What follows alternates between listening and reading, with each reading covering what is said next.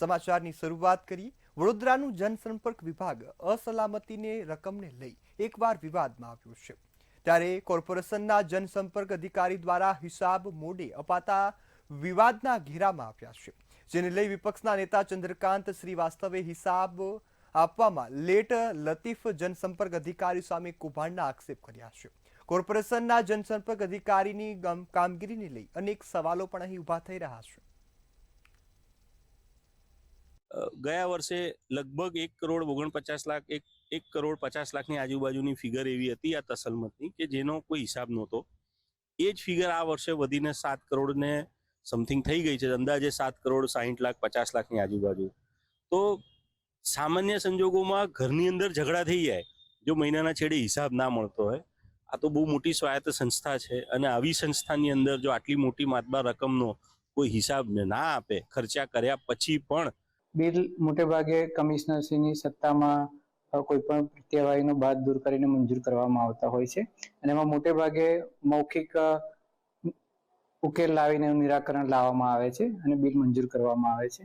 ઉદાહરણ આપું તો 2024માં પીએમ મોદી સાહેબ આવ્યા હતા, ત્યારના ફરાસખાના વગેરે ખર્ચના બિલ હજુ દિવાળીની આજુબાજુ રજૂ થયા છે।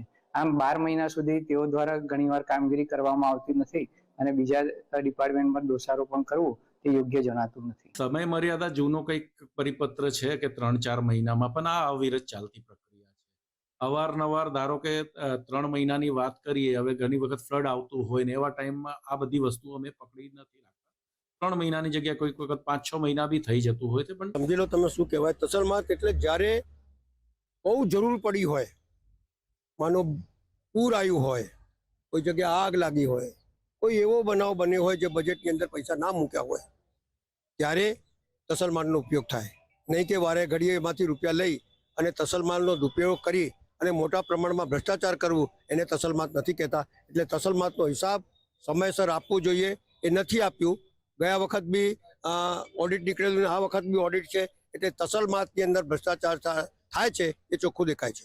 પબ્લિક રિલેશન ઓફિસ અને પબ્લિક રિલેશન ઓફિસર કરી રહ્યા છે પબ્લિકના પૈસાનો દુરુપયોગ। તસલમત કે પીઆરઓનું કૌભાંડ વડોદરા મહાનગરપાલિકામાં અનેક કાર્યક્રમો થાય છે।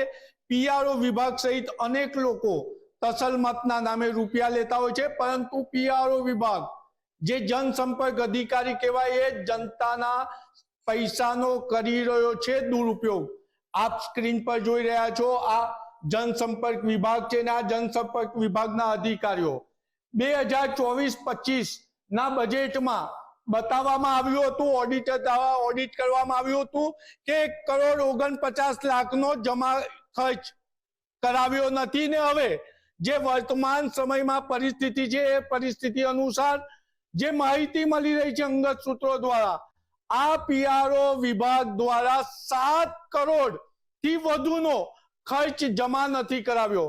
અને જે માહિતી મળી રહી છે એ રીતના કે જ્યારે મુંબઈમાં બોન્ડ લિસ્ટિંગ કાર્યક્રમ હતો ત્યારે તત્કાલીન મેયર કેવું રોકડિયા ગયા હતા, ત્યારના 2 લાખ રૂપિયા રોકડા જે પીઆરઓ પાસે હતા તે જમા નથી કરાવ્યા। પીઆરઓ તરફથી તો આ નિવેદન નથી મળ્યું। આની તપાસ થવી જોઈએ કે શું ખરેખર 2 લાખ રૂપિયા પીઆરઓ એ વાપરી નાખ્યા છે, ક્યાં ગયા, એનો જવાબ પણ પીઆરઓ આપવો પડશે। ને મહત્વની બાબત એ છે કે જ્યારે પીઆરઓ વિભાગમાં તસલમતના નામે કૌભાંડ થઈ રહ્યા છે, ઓડિટર કહી રહ્યા છે કે કાર્યક્રમ પત્યાના 4 મહિનામાં હિસાબ આપવો જોઈએ, અને જ્યારે મંતવ્ય ન્યૂઝે અત્યારે ચીફ એકાઉન્ટન્ટ તિવારીનું નિવેદન લીધું તો તેમને પણ જણાવ્યું છે કે કાર્યક્રમ પતી જાય એના 4 મહિનામાં હિસાબ આપી દેવો જોઈએ। પરંતુ પ્રધાનમંત્રી વડોદરાની મુલાકાત લે તેનો પણ 1 વર્ષ હિસાબ નથી આપતા। એટલે કયા કૌભાંડો સેટ કરવા માટે પીઆરઓ વિભાગ સમયસર બિલ નથી આપતા। અને અંગત સૂત્રો તો એ પણ કહી રહ્યા છે કે કોન્ટ્રાક્ટરોના બિલ પણ કેટલીક વખત પીઆરઓ વિભાગના અધિકારીઓ જ બનાવી રહ્યા છે। એટલે જે મહાનગરપાલિકામાં પીઆરઓ એચઓડીની પોસ્ટ જ નથી એવી પોસ્ટ પર અધિકારી રહી અને પીઆરઓ વિભાગને બાનમાં લઈ અને કૌભાંડ કરી રહ્યા છે તેવું વિપક્ષ સહિત નાગરિકો આક્ષેપ કરી રહ્યા છે। કેમેરામેન મિલિંદ મેલે સાથે નિલેશ બ્રહ્મભટ્ટ, મંતવ્ય ન્યૂઝ વડોદરા.